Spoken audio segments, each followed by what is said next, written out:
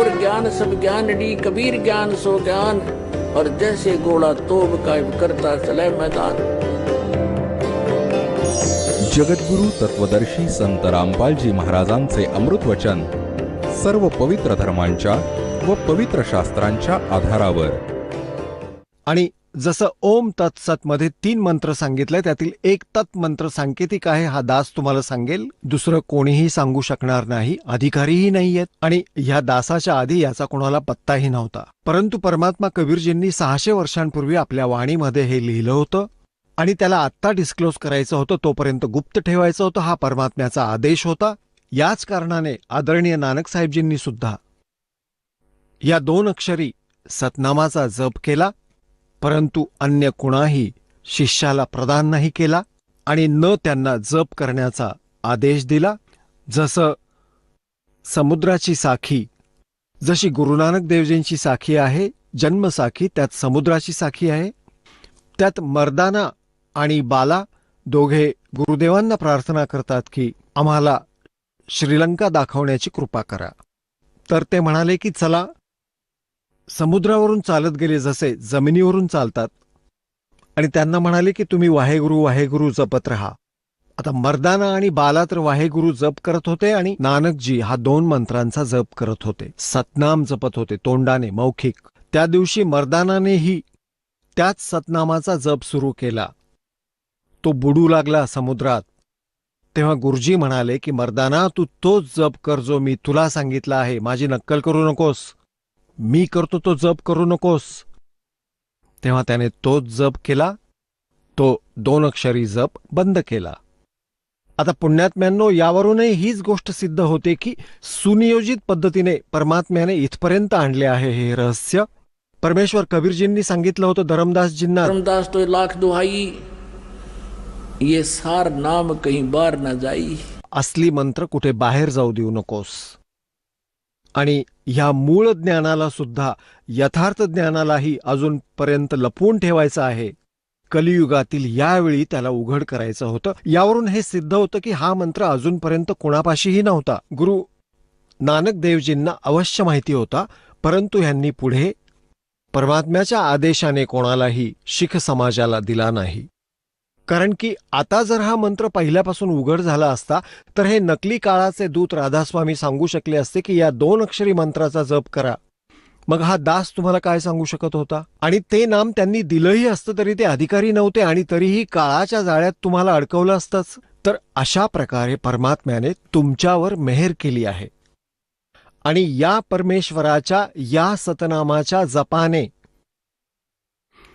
तुमची पाप नष्ट होतील, तुमचे शाप नष्ट होतील, तुमच्यावर जो काही 3 तापांचा भूत प्रेत पितर जी काही आपत्ती संकट आली आहेत ती सर्व नष्ट होतील। काय सांगतायत? जब ही सतनाम हृदय धरो, भयो पाप को नाशे, जैसे चिंगारी अग्नि की, भाई पड़े पुराणे गाशे। कबीर परमात्मा म्हणत आहेत आपल्या सच्चिदानंद घनब्रह्मच्या वाणीमध्ये, कबीर वाणीमध्ये, त्या तत्वज्ञानात सांगत आहेत की जब ही सतनाम हृदय धरो। हृदय धरण्याचा अर्थ इथे असा आहे की जसंही आपल्याला हे नाम मिळालं आणि तुम्ही निर्मळ मनाने याचा जप सुरू केला, नियमित राहिलात, आणि मनामध्ये कसल्याही प्रकारचे विक्षेप उत्पन्न झाले नाहीत गुरु, परमात्मा आणि मंत्राविषयी, तेव्हाच तो तुमच्या हृदयात धरला जाईल। त्यानंतर तुम्ही जेव्हा कधी त्याचं स्मरण कराल निर्मळ मनाने आणि बिलकुल निशंक होऊन, निसंशय होऊन, मग पहा यानं काय कमाल होईल ते। तो जब ही सतनाम हृदय धरो, भयो पाप को नाश, और मानो चिंगारी अग्नि की, पड़े पुराणे घास। 1000 क्विंटल किंवा 1000 टन सुकं गवत कुठे जर पडलेलं असेल आणि त्याला कुठे टाकावं म्हटलं तर ते धरताही येत नाही आणि उचलताही येत नाही। एक माचीसची काडी जाळून ठिणगी टाकली त्यात तर सगळं जळून राख बनवून टाकेल, आणि जोराचा वारा आला की सगळी राख इकडे तिकडे उडवून सगळं साफ करून टाकेल। तर इथे परमात्मा सांगत आहेत, जब ही सतनाम हृदय धरो भयो पाप को नाशी। जैसे चिंगारी अग्नि की भाई पड़े पुराने घासी। जैसे सूरज के आगे बदरा ऐसे कर्म छयारे। प्रेम की पवन करे चत मंजन फिर झलके तेज नयारे। जैसे सूरज के आगे बादल ऐसे कर्म छयारे। जसे सूर्याच्या समोर काळे काळे मोठे ढग येतात, त्याचा प्रकाश मंदावतो, तसेच तुमच्या आत्मा आणि परमात्म्याच्या मध्ये आपल्या पापकर्माचे ढग आले आहेत. काय सांगितलंय की जैसे सूरज के आगे बदरा ऐसे कर्म छयारे। प्रेम की पवन कर चत मंजन फिर झलक तेज नयारे. आता पुण्यात्म्यांनो, आपण उपदेशही घेतलात. आता जप सुरू करा निर्मळ मनाने, मर्यादेत राहून. काही दिवसांनंतर काय होईल की या मंत्राने तुमचे असंख्य जन्मांची पापे जी संचित आहेत, संचित असलेलीही आणि वर्तमानात करत आहात तीही समाप्त होतील. कारण दररोज आपण जप करतो. जसे साबण लावतो, कपडा साफ होतो, दररोज मळतो पण आणि साफही होतो. आणि आधीचे जे मळलेले कपडे ठेवलेले होते ते पण साफ होतील. साबण मिळाला, तेल मिळालं, सगळी व्यवस्था झाली आपली. तर आधीचे संचित आणि प्रारब्ध आणि क्रियमान ह्या तिन्ही कर्मांचा या सतनामाच्या जपाने नाश होईल. कसा होईल? की जेव्हा तुमची पापं थोडी कमी होतील, तुम्ही करत राहाल. जसं तुम्ही पाहिलंच असेल, जसं एक मोटर मेकॅनिक असतो, त्यांचे कपडे इतके मळलेले असतात की समजत नाही हे कुठल्या रंगाचे होते. आणि जर मग कोणी तो साफ करू लागला तर 2-4 वेळा साबण लावल्याने थोडा थोडा मैल जाऊन कपडा दिसू लागेल की तो आता कपडा आहे. आणि मग त्याला परत परत धुतलं, साफ केलं तर हळूहळू, साबणानं झालं नाही तर पेट्रोलने ड्रायक्लीन करू, तेव्हा तो कपडा साफ होईल. तर असंच पुण्यात्म्यांनो, आपण म्हणतात युगन युगन की वासना हुई इकट्ठी आने। निर्मल कैसे होवेगा तेरे सतगुरु लगे ना काने। युगायुगांची वासना, युगायुगांचे इतके पापकर्म हो गए इकट्ठे आण. आणि स्वच्छ कसं होईल जर तुला कोणी संत, तत्वदर्शी संत तुला भेटला नाही. वो सद्गुरु लगे नाही कान, म्हणजे त्यांची वचनं ऐकायला मिळाली नाहीत. आणि जेव्हा तुमच्या हृदयात, मग काही दिवसात काय होईल तर तुमच्या हृदयात पवित्र प्रेम उत्पन्न होईल भगवंताच्या प्रती. पहिल्यांदा जेव्हा तुम्ही सत्संग ऐकता, 2-4 वेळाही हे ज्ञान ऐकायला चांगलं वाटत नाही. हळूहळू हळूहळू तुम्हालाच मग इतका आनंद यायला लागतो की जसं मलेरियाच्या तापात, ज्वरात माणसाला, व्यक्तीला खाणंही कडू लागतं, सफरचंद संत्रही कडू लागतं. गोळी खाल्ल्याने म्हणजे कडू गोळीच खावी लागते. का तर त्याला रोटीही खावीशी वाटत नाही, ती पण कडू लागतीये. त्या कडूला गोड बनवण्यासाठी कडू गोळीच खावी लागते, कुणीन खावी लागते, इच्छा नसतानाही खावी लागते. तर अशा या ज्ञानाला आणि मग मंत्र मिळाल्यामुळे, स्मरण केल्यामुळे, विशेष जप केल्याने तुम्हाला इच्छा नसतानाही कुणींसारखे खावेच लागेल, करावेच लागेल. तर सुरुवातीला तुम्हाला त्रासच असेल की गुरुजींनी एवढे मंत्र सांगितले आहेत, हे कसे करणार? अरे सकाळपासून संध्याकाळपर्यंत मजूर कष्ट करतो, शेतकरी नांगर चालवतो, पूर्ण दिवस फताड फताड कोण जाणे कुठवर जातात. मग उठता बसता भगवानाचा मंत्र नाही म्हणू शकत तुम्ही? काही दिवसांनंतर मग तुमचं ह्या मंत्राशिवाय मनही लागणार नाही.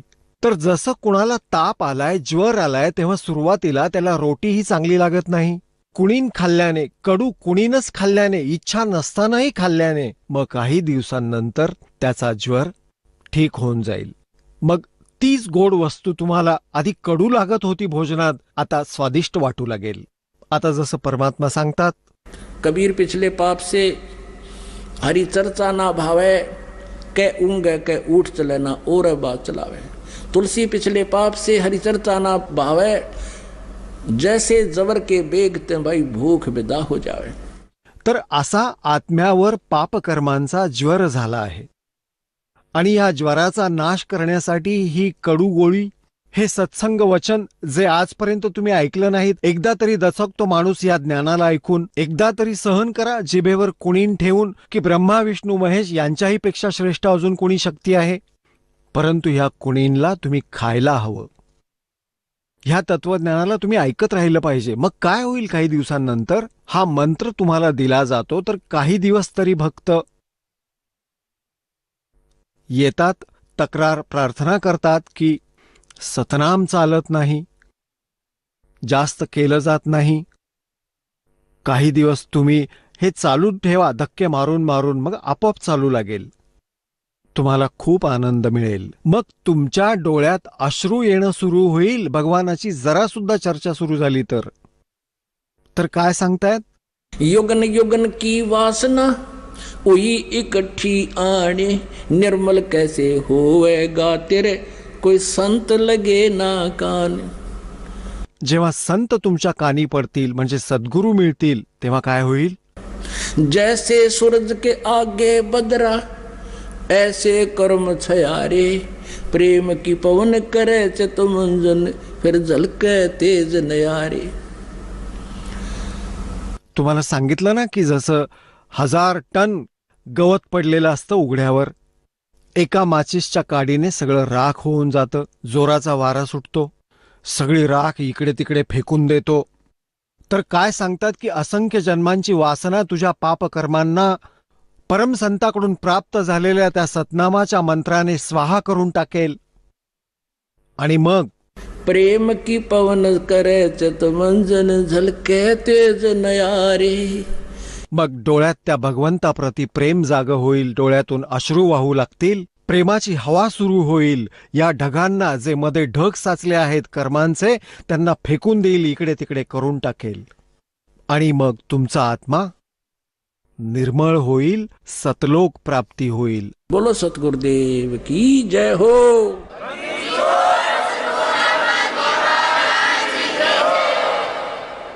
परमपिता परमात्मा पूर्ण ब्रह्म, साऱ्या सृष्टीचे रचनाकार कबीर देवजी, कबीर साहेबजी,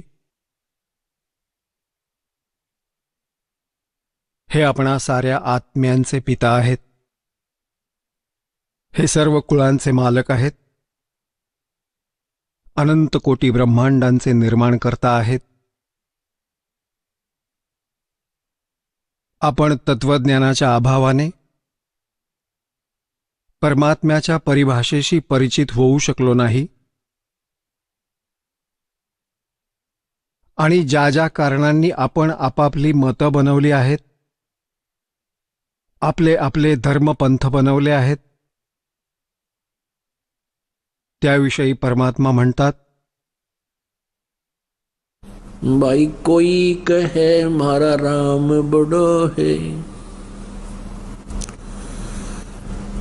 कोई कहे मारा राम बड़ा है, कोई कहे खुदाई रे, कोई कहे हमरा राम बड़ा है, कोई कहे खुदाई रे, कोई कहे ईसा मसीह बड़ा है, ये बाटा रहे लगाई रे, कोई कहे ईसा मसीह बड़ा है, ये बाटा रहे लगाई रे, कोई कहे मारा राम बड़ा है. तत्वज्ञानाच्या अभावाने आपण आपल्या आपल्या इष्ट देवाला सुप्रीम मानत आहोत, कारण आपण आपल्याच सद्ग्रंथांशी परिचित नाही आहोत. ना तर हिंदू धर्माचे श्रद्धाळू आपल्या पवित्र सद्ग्रंथ शास्त्रांसारख्या पवित्र वेदांशी, पवित्र श्रीमद भगवत गीतेशी आणि पवित्र पुराणांशी परिचित नाहीत. याच प्रकारे मुसलमान धर्माचे पुण्यकर्मी प्राणी परमात्म्याला न ओळखल्याने पवित्र कुराण शरीफमध्ये लिहिलेले ज्ञानाला न समजता आपल्याच सद्ग्रंथांपासून वंचित आहेत. असेच पवित्र बायबलमध्ये परमात्म्याचं जे विधान लिहिलं आहे, परमात्म्याचा जो महिमा वर्णिला आहे, त्यापासून पवित्र ईसाई धर्मातील पुण्यात्मे अपरिचित आहेत. आणि ह्याच प्रकारे पवित्र गुरुग्रंथ साहेबमध्ये जी परमात्म्याविषयी यथार्थ माहिती आहे, त्यापासून शीख धर्माचे पुण्यात्मा अपरिचित आहेत. याच कारणाने आपण विभाजित झालो. कोणी हिंदू बनला, कोणी मुसलमान बनला, कोणी शीख बनला, कोणी ईसाई बनला.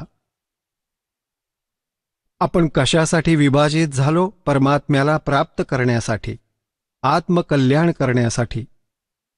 जसे पवित्र हिंदू धर्माच्या साधनेने वंचित राहून पवित्र सद्ग्रंथांचं ज्ञान नसल्याने मग विचार केला की एखाद वेळेस ईसाई धर्मातून काही मिळेल.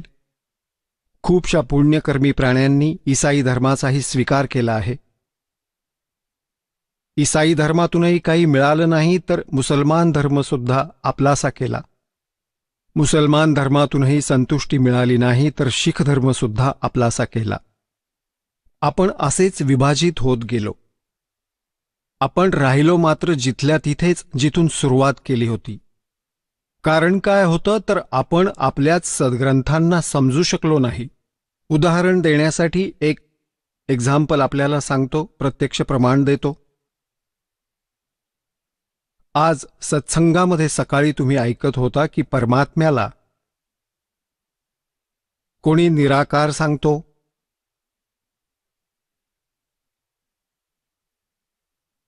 की तो कधी जन्म घेत नाही, तो सर्वव्यापी आहे. तर कोणी तो साकार आहे असं सांगतात.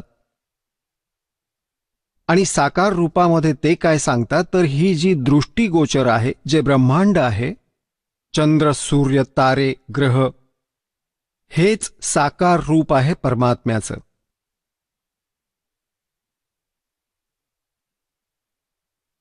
आणि ह्याच कारणाने आपण आजपर्यंत हाच सिद्धांत बनवून आपली साधना करत आलो.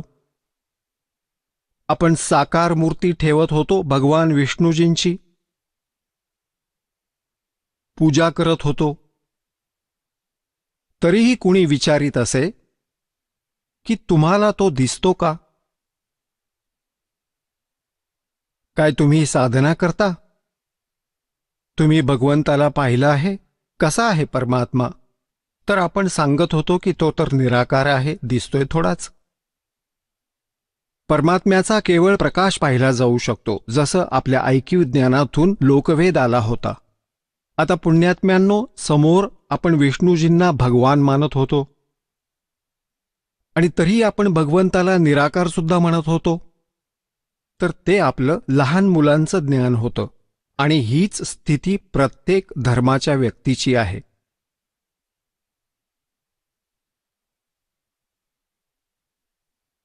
आता तुम्हाला सांगतो परमात्मा कसा आहे. परमात्मा, परमेश्वर, तो साकार आहे, नर आकार आहे, मनुष्य दृश्य आहे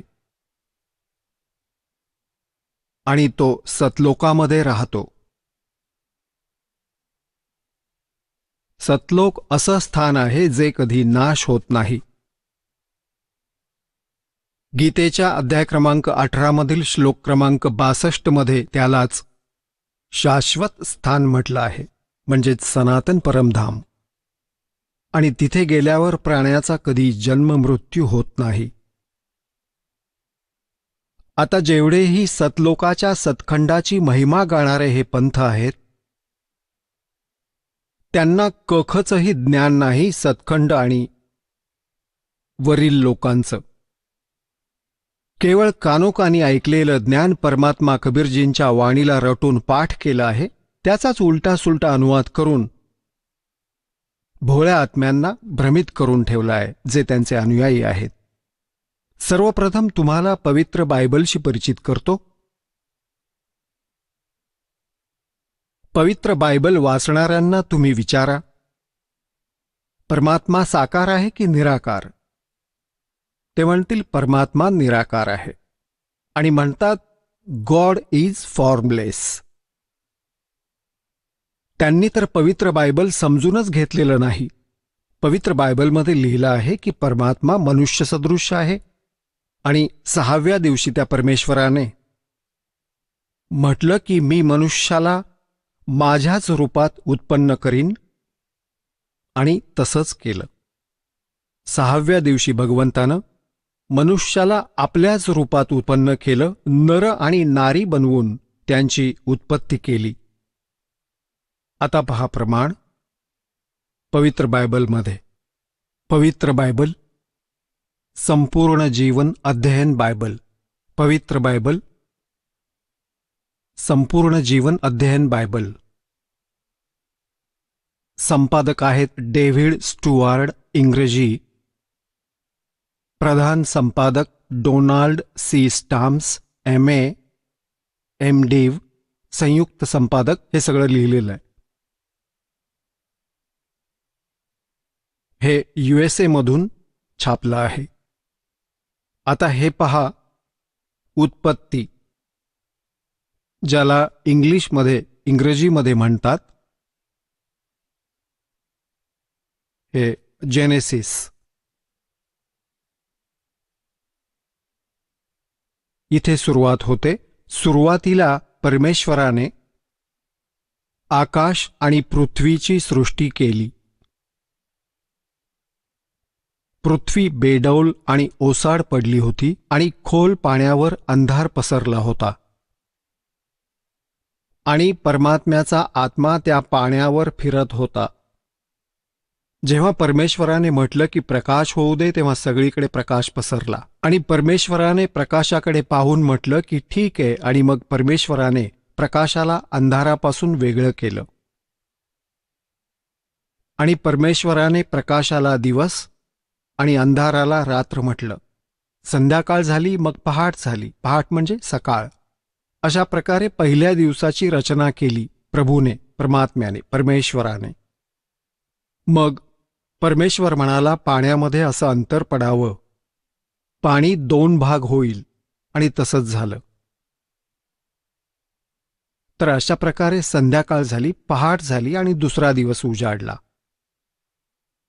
मग तिसऱ्या दिवशी अजून काही रचना केली आणि पहाट झाली, संध्याकाळ झाली आणि तिसरा दिवस झाला. हे पहा, संध्याकाळ झाली, पहाट झाली आणि चौथा दिवस उजाडला. अजून काही रचना केली परमात्म्याने, चौथा दिवस होऊन गेला. आता या पृष्ठ क्रमांक 5 वर आता अजून बरीचशी रचना केली परमेश्वराने आणि संध्याकाळ झाली, पहाट झाली आणि असा 5वा दिवस झाला. आता आपण 6वा दिवस वाचू. मग परमेश्वराने म्हटलं की मी मनुष्याला माझ्याच स्वरूपाच्या अनुसार माझ्या समान बनवेल आणि तो समुद्रातील मासे आणि आकाशातील पक्षी आणि पाळीव प्राणी आणि साऱ्या पृथ्वीवर आणि सगळ्या रांगणाऱ्या जंतूंवर जे पृथ्वीवर फिरतात अधिकार ठेवेल, म्हणजे त्यांच्यापेक्षा बुद्धिमान असेल. तेव्हा परमेश्वराने मनुष्याला आपल्या स्वरूपाप्रमाणे उत्पन्न केलं. आपल्याच रूपाच्या अनुसार परमेश्वराने त्याला उत्पन्न केलं. नर आणि नारी करून त्याने मानवाची सृष्टी केली. आता पुण्यात्म्यांनो परत वाचा. तेव्हा परमेश्वराने मनुष्याला आपल्याच स्वरूपानुसार उत्पन्न केलं. आपल्याच स्वरूपाच्या अनुसार परमेश्वराने त्याला उत्पन्न केलं.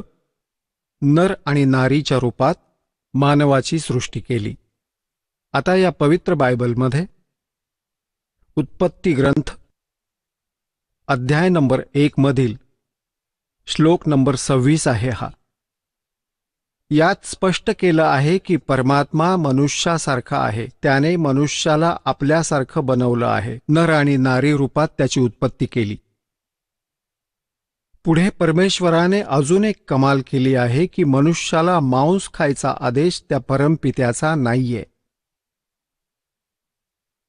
ज्याने साऱ्या ब्रह्मांडांची रचना केली, जो कुळांचा मालक आहे. पुढे पहा, याच उत्पत्ती ग्रंथात हा 26 नंबर आपण वाचला. 27 नंबरमध्ये की मनुष्य, 26 आणि 27 मध्ये ही व्यवस्था सांगितली आहे. ह्या 27व्या श्लोकात लिहिलं आहे की तेव्हा परमेश्वराने मनुष्याला आपल्या स्वरूपाप्रमाणे निर्माण केलं. आपल्या रूपाच्या अनुसार परमेश्वराने मनुष्याला उत्पन्न केलं आणि नर आणि नारी रूपात मनुष्याची सृष्टी केली. आता 29व्या श्लोकात पहा. मग परमेश्वराने त्यांना सांगितलं, मनुष्यांना, ऐका, जितकी बिया धारण करणारी छोटी छोटी झाडं या सर्व पृथ्वीवर आहेत आणि जेवढ्या वृक्षांमध्ये बीज असणारी फळं असतात, हे सारं मी तुम्हाला दिलं आहे तुमच्या भोजनासाठी. आता पूर्ण परमात्म्याचा कोणताही आदेश नाही मांसाहार करायचा कोणत्याही मनुष्याला. आणि हे किती वाईट पद्धतीनं खातात हे ईसाई लोक. तेव्हा संध्याकाळ झाली, पहाट झाली आणि अशा प्रकारे 6वा दिवस पार पडला आणि खूप काही रचना केली यानंतर. आता 7वा दिवस पहा.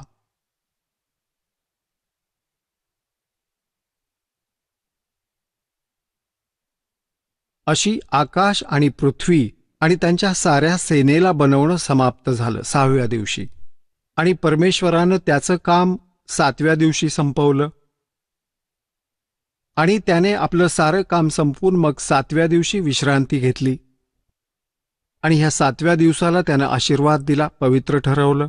सृष्टीच्या साऱ्या रचनेच्या कामातून विश्राम घेतला. आता पवित्र बायबलमधून खूप सारी रहस्य जी आहेत पुढे येतील.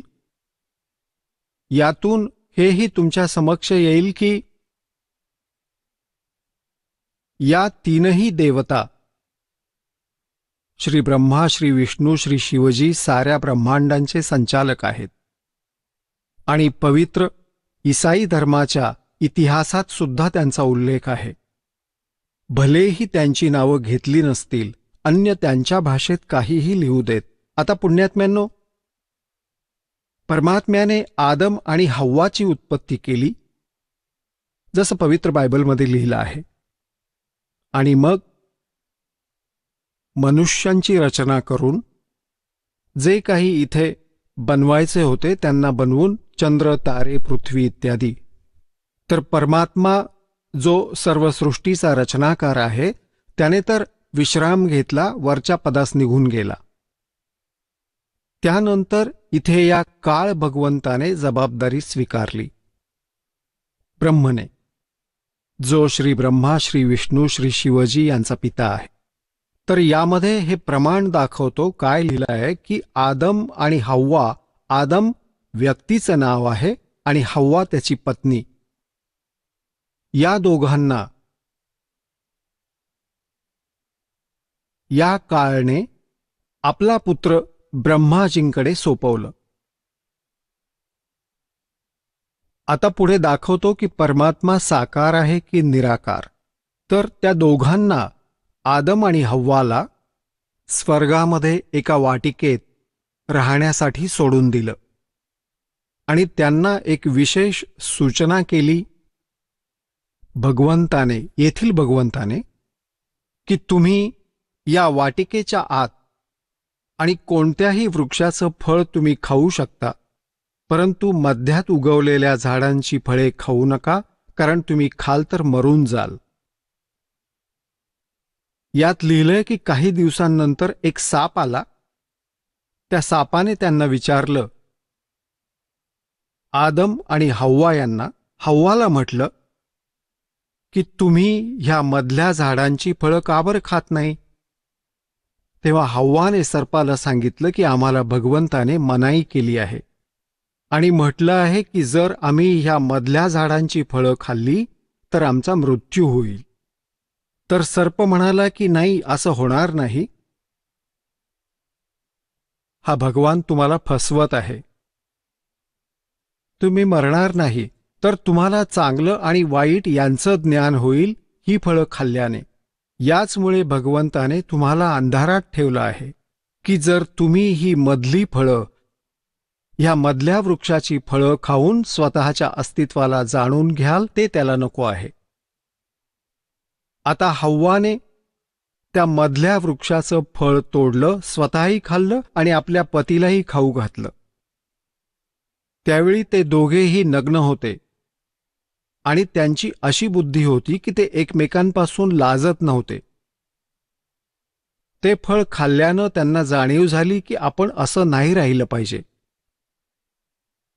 तर त्यांनी अंजिराची पानं असतात अशी मोठी मोठी, त्या पानांना तोडलं आणि आपल्या शरीरावर बांधलं. लिहिलं आहे या पवित्र बायबलमध्ये की संध्याकाळच्या वेळी भगवान आले वाटिकेत फेरफटका मारण्यासाठी आणि त्यांनी आवाज दिला की आदम आणि हव्वा, तुम्ही कुठे आहात?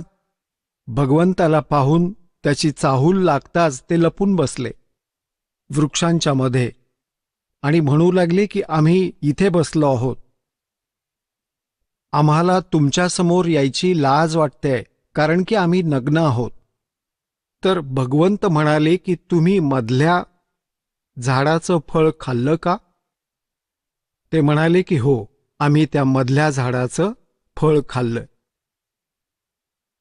ज्यामुळे आता आम्हाला एक दुसऱ्यासमोर यायला लाज वाटू लागली आहे. यामुळे भगवान नाराज झाले आणि म्हणाले की तुम्हाला कुणी सांगितलं या झाडाचं फळ खायला? हव्वा म्हणाली की सर्पाने सांगितलं, सापाने. आता पुण्यात्म्यांनो, आपल्याला यातील आपल्यासाठी महत्वाचं तेवढंच घ्यायचं आहे. हे मोठे सद्ग्रंथ आहेत, मोठं वन आहे, आध्यात्मिक वन. आणि आध्यात्मिक वनातून आपल्याला जी औषधी पाहिजे आपल्या रोग निवारणासाठी तेवढीच काढून घेऊ. बाकी ठीक आहे, हिरवगार तर आहेच ते. तुम्हाला अजून हे दाखवतो की भगवान वाटिकेत फेरफटका मारत होते आणि हेही दाखवतो पवित्र बायबलमध्ये की त्याने म्हटलं की आता ह्या मधल्या झाडाचं फळ खाल्ल्याने हा मनुष्य बुद्धिमान झाला आहे आणि कुठे असं ना हो की जीवनाच्या वृक्षाचं फळही हे खाऊन टाकतील आणि अमर होतील.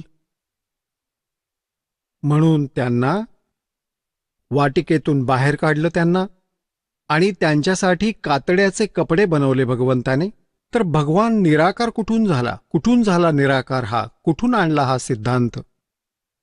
हे पहा, हे आपण वाचत आहोत पवित्र बायबल आणि जेनेसिस 3 म्हणजे 3रा अध्याय, मनुष्याचं पतन, पृष्ठ क्रमांक 9 वर. तिथे यहोवा परमेश्वराने जेवढे काही पशु बनवले होते त्या सगळ्यात सर्प धूर्त होता. तो स्त्रीला म्हणाला, काय हे खरं आहे का की परमेश्वर असं म्हणाला की तुम्ही या वाटिकेतील कोण्या वृक्षाचं फळ खाऊ नका? स्त्री सर्पाला म्हणाली, या वाटिकेतील वृक्षांची फळं आम्ही खाऊ शकतो, पण जो वृक्ष वाटिकेच्या मधोमध आहे त्याच्या फळाविषयी परमेश्वराने सांगितलं आहे की तुम्ही ते खाऊ तर नकाच, पण स्पर्शही करू नका, नाहीतर मराल. तेव्हा सर्प स्त्रीला म्हणाला, तुम्ही नक्कीच मरणार नाही. परमेश्वर तर हे जाणतो की ज्या दिवशी तुम्ही त्याचे फळ खाल त्याच दिवशी तुमचे डोळे उघडतील आणि तुम्हाला चांगल्या वाईटाचं ज्ञान होऊन परमेश्वरासमान व्हाल. आता जेव्हा स्त्रीने पाहिलं की त्या वृक्षाचं फळ खाण्यासाठी चांगलं आहे आणि दिसण्यास मनभावक आणि बुद्धी देण्यासाठी योग्य असं आहे, तेव्हा तिने ते झाडावरून तोडून खाल्लं आणि आपल्या पतीलाही दिलं आणि त्यानंही खाल्लं. तेव्हा त्या दोघांचे डोळे उघडले आणि त्यांना जाणीव झाली की ते नग्न आहेत. म्हणून त्यांनी अंजिराची पानं तोडून जोडून लंगोट बनवले. तेव्हा यहोवा परमेश्वर दिवसाच्या थंड वेळी म्हणजे सकाळी किंवा संध्याकाळी वाटिकेत फिरत होता. आता पहा, तेव्हा यहोवा परमेश्वर म्हणजे यहोवा म्हणा किंवा परमेश्वर म्हणा, जो दिवसाच्या शीतल वेळी वाटिकेत फिरत होता, भटकत होता, त्याचे शब्द त्यांना ऐकू आले, त्याच्या पावलांचा आवाज ऐकू आला. तेव्हा आदम आणि त्याची पत्नी वाटिकेतील वृक्षांच्या मध्ये लपले. वृक्षांच्या मध्ये यहोवा परमेश्वरापासून लपून बसले. तेव्हा यहोवा परमेश्वराने आवाज देत आदमला विचारलं, तू कुठे आहेस? ज्या भगवंताला हे समजत नाही की आदम कुठे आहे, मग सांगा तो परमात्मा आहे की नाही अशी शंका येईलच आपल्याला. तेव्हा यहोवा परमेश्वराने आवाज देत आदमला विचारलं, तू कुठे आहेस? त्याने म्हटलं की मी तुझे शब्द ऐकून घाबरलो, कारण मी नग्न होतो म्हणून लपून बसलो.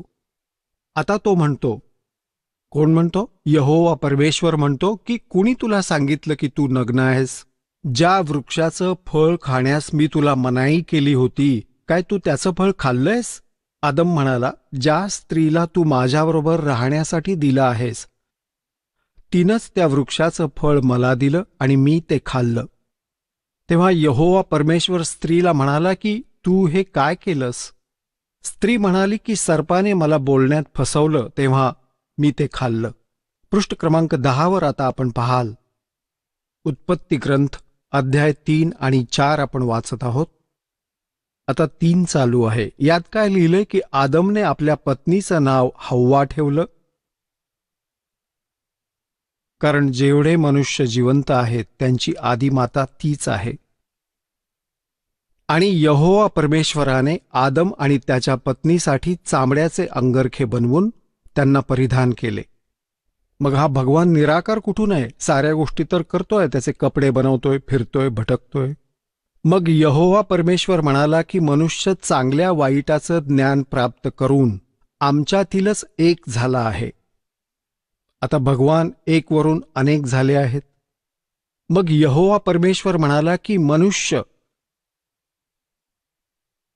चांगल्या वाईटाचं ज्ञान प्राप्त करून आमच्यातीलच एका समान झाला आहे. यावरून असं सिद्ध होतं की हे भगवान ह्याच तऱ्हेने एकापेक्षा अधिक आहेत. म्हणून आता असं न होवो की हे हात लांब करून जीवनाच्या वृक्षाचीही फळं तोडून खातील आणि सदैव जीवित राहतील. एक अजून प्रमाण दाखवतो याच पवित्र बायबलमध्ये, हे पहा. ह्या पृष्ठ क्रमांक 11 सुद्धा हेच समर्थन आहे. हा उत्पत्ती ग्रंथ आहे. 4 आणि 5 अध्याय चालू आहेत. 5व्या अध्यायातही हेच स्पष्ट केले. सुरुवातीला आदमपासून नूहपर्यंत याचं यात वर्णन आहे. आदमची वंशावळ अशी आहे की जेव्हा परमेश्वराने मनुष्याची सृष्टी केली तेव्हा आपल्याच स्वरूपात त्याला बनवलं. आता दुसऱ्यांदा परत इथं प्रमाणित केलं आहे की परमेश्वराने मनुष्याची सृष्टी केली तेव्हा आपल्याच स्वरूपात त्याला बनवलं. त्याने नर आणि नारी रूपात मनुष्याची सृष्टी केली आणि त्यांना आशीर्वाद दिला आणि त्यांच्या सृष्टीच्या वेळेस त्याचं नाव आदम ठेवलं. आता स्पष्ट झालं. 2 वेळा परत सांगितलं. आता पुढे दाखवतो. हे 3 आहेत जे यांना कंट्रोल करतात. कुणाला? ईसाई धर्माला. हे पहा, ते 3 आहेत. 3चंही प्रमाण तुम्हाला देतो. हे पहा, हे आहे 24 पृष्ठ आणि तोच उत्पत्ती म्हणजे जेनेसिस 17-18. 3 अतिथी. अब्राहम मम्रेच्या बांबूच्या वृक्षांच्या मध्ये कडक उन्हात तंबूच्या दारात बसला होता. अब्राहम. तेव्हा यहोवाने त्याला दर्शन दिलं. त्याने वर पाहून दृष्टादृष्ट केली तेव्हा काय पाहिलं की 3 पुरुष त्याच्यासमोर उभे आहेत. हे 3 म्हणजे ब्रह्मा, विष्णू, महेश. जेव्हा त्याने त्यांना पाहिलं तेव्हा त्यांना भेट देण्यासाठी तंबूच्या दारातून पळत गेला आणि जमिनीवर पडून दंडवत केला आणि म्हणू लागला, हे प्रभू, जर माझ्यावर तुझी अनुग्रह दृष्टी आहे तर मी विनंती करतो, आपल्या ह्या दासापासून दूर जाऊ नका. मी थोडं पाणी आणतो आणि तुम्ही तुमचे पाय धुवून या वृक्षाच्या खाली विश्राम करा. मग मी रोटीचा एक तुकडा घेऊन येतो. त्याने तुम्ही आपापल्या जीवाला तृप्त करा आणि त्यानंतरच पुढे जा, कारण तुम्ही तुमच्या दासापाशी याच कारणाने आला आहात. ते म्हणाले, जसं तू म्हणतोस तसंच कर. आता पहा पुण्यात्म्यांनो, या पवित्र बायबलमध्ये हे सिद्ध केलं आहे की परमात्मा मनुष्य सदृश्य आहे, तो साकार आहे, मनुष्यासारखा आहे, कारण त्याने मनुष्याची सृष्टी आपल्या स्वरूपाच्या अनुसार केली. दुसरा कॉन्सेप्ट हा स्पष्ट केला की 7व्या दिवसापर्यंत काम केलं, मग विश्राम केला, आणि त्यानंतर या काळच्या हातात सगळा कारभार आला, ब्रह्मच्या हातात, आणि याने आपल्या 3ही पुत्रांना हा कारभार सांभाळायला दिला आहे, श्री ब्रह्मा, श्री विष्णू आणि श्री शिवजी. आपण हेही पाहिलं की भगवान कोणत्याही दृष्टीने निराकार नाहीये, तो साकार आहे. पूर्ण परमात्माही साकार आहे, ज्याने साऱ्या ब्रह्मांडांची रचना केली. आणि पुढे हे देवता सुद्धा साकार आहेत, जो वाटिकेत फिरतो आहे, त्यांच्याशी बोलत आहे, आदम आणि हव्वा यांचे कपडे शिवत आहे. आणि मग अब्राहम नावाचे एक महापुरुष होऊन गेले ईसाई धर्मामध्ये. ह्या साऱ्या ईसाजींच्या पूर्वीच्या गोष्टी आहेत, आदमच्या नंतरच्या. तर त्याने पाहिलं की 3 भगवान समोर उभे आहेत, त्यांना दंडवत प्रणाम केला. तर परमात्मा निराकार कसा काय झाला? हा कुठून आणलाय सिद्धांत? हा होता लोकवेद. लोकवेद तो असतो जी दंतकथा असते, जी सद्ग्रंथांच्या विपरीत असते, त्याला लोकवेद म्हणतात. आता आपल्याला दाखवतो पवित्र कुराण शरीफमध्ये. आपण कोणत्याही मुसलमान धर्माच्या श्रद्धाळूला विचारा की अल्लाह कसा आहे, ते म्हणतील अल्लाह बेचूण आहे. बेचूण म्हणजे निराकार आहे. आता कबीर साहेब म्हणतात, खोजत खोजत ठाकिया अंत कहा बेचून. ज्या पद्धतीने या परमात्म्याला ते शोधत आहेत त्याने तो मिळणार नाही, आणि शोधता शोधता थकले तर अंती म्हणाले की तो निराकार आहे, तो दिसतच नाही. आणि याच लोकवेदाने साऱ्या समाजात प्रवेश केला. आता पहा, पवित्र कुराण शरीफमध्ये परमात्मा साकार आहे, मनुष्य सदृश्य आहे. आणि पवित्र कुराण शरीफचं हे ज्ञान देणारा जो अल्लाह आहे, ज्या अल्लाहने पवित्र कुराण शरीफचं ज्ञान दिलं, तो मुसलमान धर्माचा फायनल गॉड आहे, तो अंतिम भगवान आहे, तो पूर्ण परमात्मा मानतात की तोच समर्थ शक्ती आहे, ज्याने कुराण शरीफचं ज्ञान हजरत महम्मदजींना दिलं. आता दाखवतो की तेच कुराण शरीफचं ज्ञान देणारा अल्लाह म्हणतो की अजून एक सुप्रीम गॉड आहे, आणि त्याचं ज्ञान मला सुद्धा नाही. म्हणजे कुराण शरीफचं ज्ञान देणारा अल्लाह सुद्धा पूर्ण परमात्म्याच्या ज्ञानापासून अपरिचित आहे. त्यासाठी ऑप्शन सोडून दिले आहेत की कोण्या बाखबरला विचार. याच प्रकारे पवित्र श्रीमद भगवद्गीता अध्याय क्रमांक 4 मधील श्लोक क्रमांक 34 मध्ये म्हटलं आहे, गीता ज्ञान देणारा अल्लाह सुद्धा तोच आहे, आणि कुराण शरीफचं ज्ञान देणारा अल्लाहही तोच आहे. आता पवित्र श्रीमद भगवद्गीतेमधील अध्याय क्रमांक 4 मधील श्लोक 34 मध्ये म्हटलं आहे की अर्जुन, त्या तत्वज्ञानाला जे परमेश्वराने स्वयं येऊन आपल्या मुखाने सांगितलं आहे, 4थ्या अध्यायातील 32व्या श्लोकामध्ये त्याविषयी सांगितलं आहे, त्या सच्चिदानंद घनब्रह्मच्या वाणीला म्हणजे त्या तत्वज्ञानाला तू तत्वदर्शी संतांकडे जाऊन समजून घे. त्यांना दंडवत प्रणाम केल्याने, सरळ मार्गाने प्रसन्न केल्याने ते तत्वदर्शी संत त्या परमात्म तत्वाचं ज्ञान देतील. यावरून असं सिद्ध होतं की पवित्र गीतेचं ज्ञान देणारा तो भगवान सुद्धा अपरिचित आहे त्या कम्प्लीट स्पिरिच्युअल नॉलेजला आणि त्या परमक्षर ब्रह्मला, पूर्ण परमात्म्याला. आता पहा पवित्र कुराण शरीफ. पहा पवित्र कुराण शरीफ. याच्याविषयी लिहिलं आहे की हे असं इल्हामी पुस्तक आहे ज्यात काही शंका घेण्याची शक्यता नाही. भाव असा आहे म्हणण्यामागचा की यात जे लिहिलं आहे ते आम्हाला पूर्णपणे मान्य आहे. आता याच्यात मुतर्जम म्हणजे शास्त्रीय अरबी पद्धती नागरी लिपीमध्ये.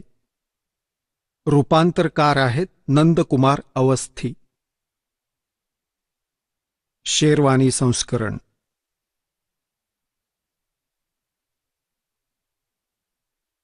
हे पण तेच प्रकरण आहे. प्रकाशक आहेत लखनौ किताबघर, मौसमबाग, सीतापूर रोड, लखनौ. आपण यातील सुरत फुरकानी 25 नंबर सुरत फुरकानी बघणार आहोत. हा 25 क्रमांक आहे. पृष्ठ क्रमांक 604 वर हे कुराण शरीफ. आणि इथे पहा, यातील 52 क्रमांकाच्या आयतपासून सुरुवात करूया. 52 पासून. फला तुतील काफिरिन व जाहिदहम बिही जिहादन कबीरन. आता या प्रकारे यांनी, ही तर आहे अरबी भाषा देवनागरी लिपीमध्ये लिहिली. ही आहे अरबी भाषा उर्दू भाषेमध्ये लिहिली आहे. उर्दू लिपीमध्ये हे सारे. आणि हीच भाषा जर हिंदीमध्ये लिहिली यांनी, जशा प्रकारे ही उर्दूमध्ये लिहिली आहे, भाषा ही अरबी आहे, याचा अनुवाद पण यांनी इथे केला आहे. पहा, हा 52 नंबर आहे. आता कुराण शरीफचे ज्ञान देणारा अल्लाह हजरत महम्मदजी यांना म्हणत आहे की ए पैगंबर, तू काफिरांचं म्हणणं ऐकू नकोस. आणि या कुराणातील सूचनांनुसार, म्हणजे मी तुला जे ज्ञान देत आहे त्याचा सामना चांगला जोर लावून कर. यांनी या कबीरचा अर्थ जिहादन कबीरन, यांनी कबीरचा अर्थ इथे मोठा असा केला आहे. आता कोणत्या ना कोणत्या अक्षराचा, शब्दाचा अर्थ तर असतोच. आता त्याचा वास्तविक अर्थ काय होतो ते हा दास सांगेल. याचा अर्थ असा आहे की हजरत महम्मदला कुराण शरीफ सांगणारा अल्लाह म्हणत आहे की जो कबीर नावाचा भगवान आहे, कबीरच अल्लाह आहे, ज्याला हे अल्लाहू अकबर म्हणतात. अल्लाह अकबर, अल्लाह कबीर.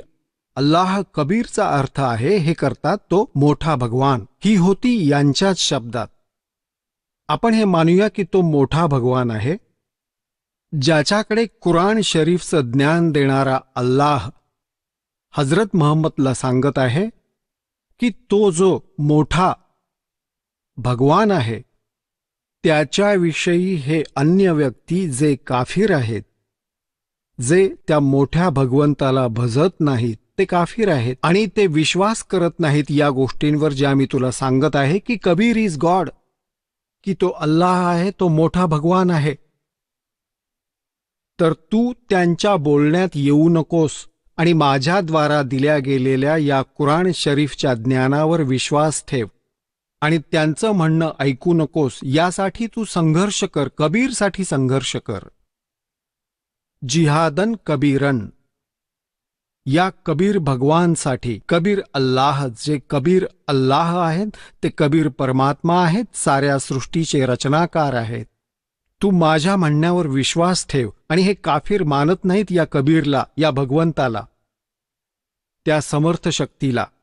तू त्यांच्या बोलण्याला फसू नकोस आणि माझ्याद्वारे दिल्या गेलेल्या या कुराण शरीफमधील सूचनांवर विश्वास ठेव आणि त्यांच्यासाठी संघर्ष कर. भांडू नकोस. जिहादचा अर्थ काही भांडणं नाही, संघर्ष कर. भले ते तुला त्रास देवोत, दुःखी करोत, पण तू त्यांचं म्हणणं ऐकू नकोस, एवढीच गोष्ट. आता इथे जो कबीर शब्द आहे, कबीरन शब्द आहे, तर दुसरी कुराण मजीद आहे, पवित्र मजीद आहे, ती दाखवतो. पवित्र कुराण शरीफ आणि कुराण मजीदमध्ये बस नावाचं अंतर आहे, जशास तसं अक्षर आहे. ओळीमध्ये सुद्धा फरक नाहीये. तरीही यातून खूप सारा कॉन्सेप्ट क्लिअर होईल. हे पहा, हे आहे पवित्र कुराण मजीद. प्रकाशक आहेत आसिफ बुक डेपो, 422 मटिया महल, जामा मस्जिद, दिल्ली 6. कुराण मजीद हिंदी मुतरजम, मा अरबी मतन तर्जुमा, मौलाना फतेह मोहम्मद खां साहेब, जालंधरी, तशी ही मौलाना अब्दुल मजीद सरवर साहिब. प्रकाशक आहेत Farid book depot private limited, नवी दिल्ली.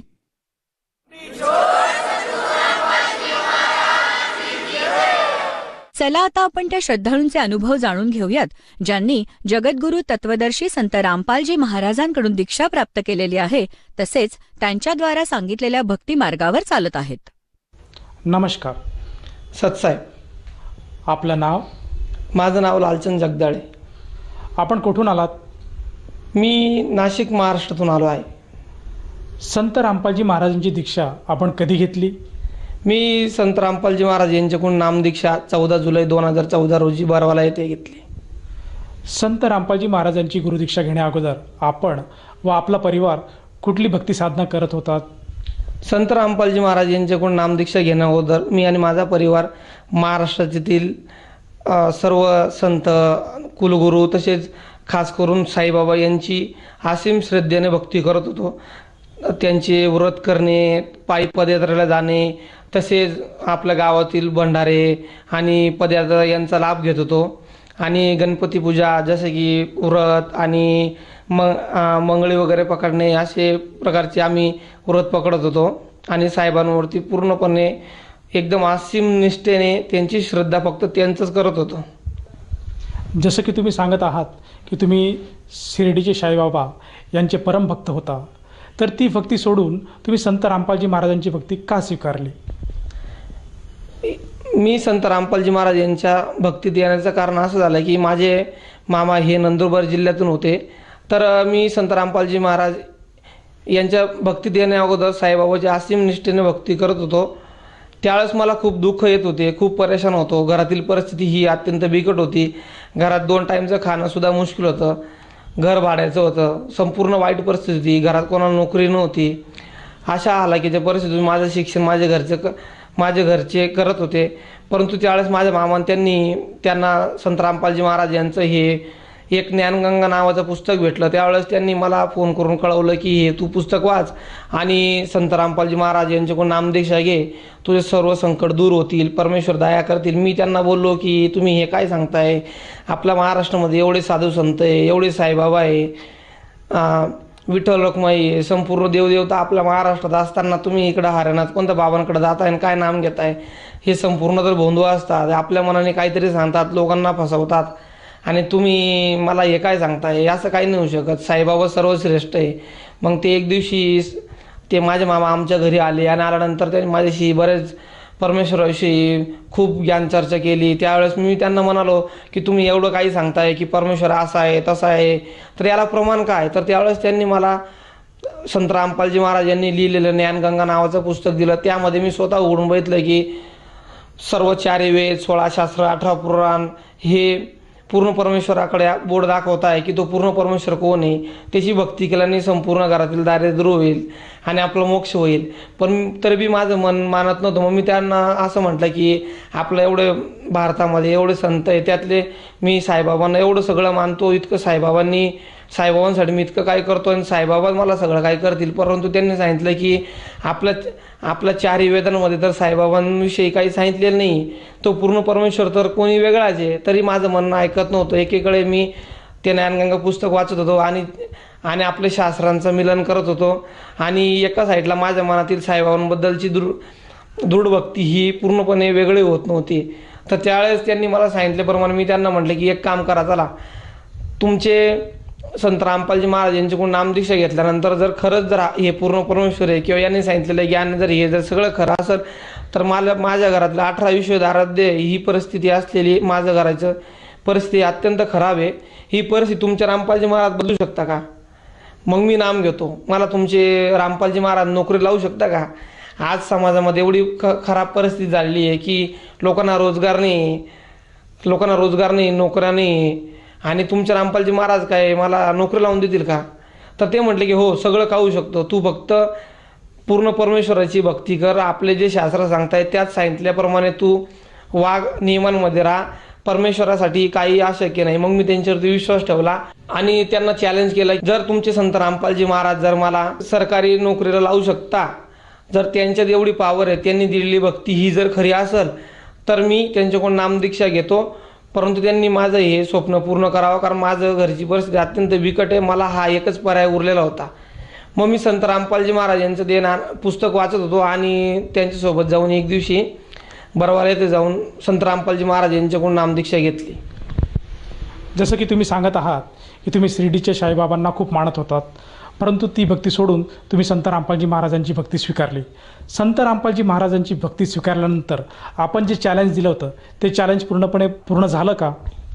हो, मी संत रामपालजी महाराज यांना चॅलेंज केलं होतं की जर तुम्ही दिलेली भक्ती ही जर खरी, हे 4 वेद 16 शास्त्र 18 पुराण यात सांगितलेली तुम्ही जी भक्ती सांगता हीच जर खरी असणार तर मला नोकरी लावून दाखवा. पण परमेश्वराच्या कृपेने संत रामपालजी महाराज यांची कृपेने मला महाराष्ट्रातील मुंबई उच्च न्यायालय या ठिकाणी शिपाई या पदावरती मला नोकरी लागली आणि सरकारी खात्यात मला नोकरी लागली.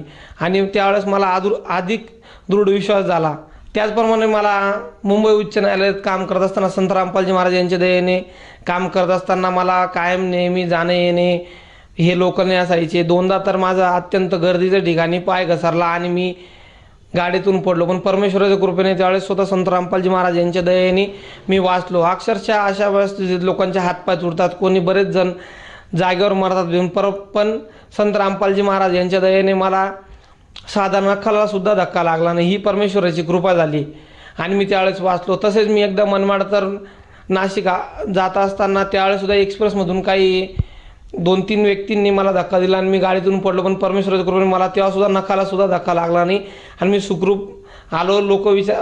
लोक धावत आले, तेथील सर्व लोक पळत आले की आता हा मुलगा मेला म्हणून आणि मला उचलायला लागले. परंतु मी स्वतः उभं राहिलो आणि चालायला लागलो. सगळे बघून चकित झाले की असं कसं होऊ शकतो.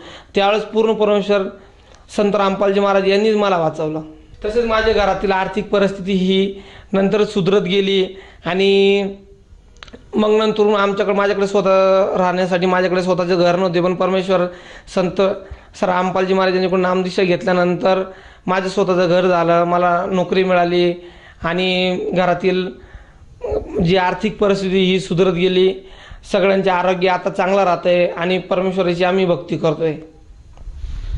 सर्वसामान्य जनतेला आपण काय संदेश द्याल? आपले महाराष्ट्रातील बरेचसे भाविक आपल्या श्रद्धेने भक्ती करताय. त्यांना मी एकच विनंती करू इच्छितो की पूर्ण परमेश्वर या धर्तीवरती आलेले आहे आणि त्यांच्याकडून नामदीक्षा घेऊन आपला मोक्ष करवून घ्यावा.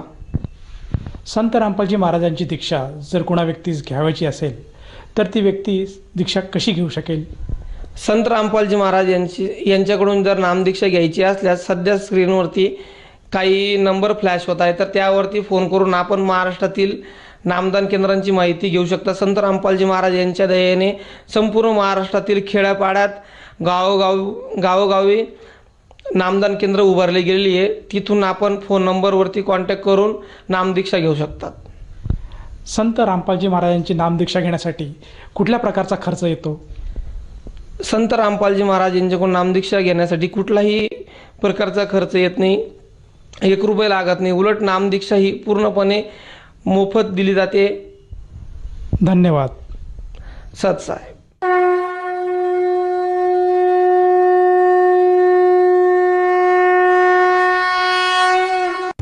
आपण ऐकत होता जगद्गुरु तत्वदर्शी संत रामपालजी महाराजांचे मंगल प्रवचन. निःशुल्क नामदीक्षा प्राप्त करण्यासाठी आणि अधिक माहितीसाठी संपर्क करा 7030303951 7030303952. आमची वेबसाईट आहे www.jagadgururampalji.org. सर्व पवित्र धर्मांच्या व पवित्र शास्त्रांवर आधारित प्रमाणित अनमोल पुस्तक ज्ञानगंगा किंवा जगण्याचा मार्ग यापैकी कोणतेही एक पुस्तक निःशुल्क मागवण्यासाठी आम्हाला आपले पूर्ण नाव, पूर्ण पत्ता, पिनकोड सहित आणि फोन नंबर लिहून 7030303951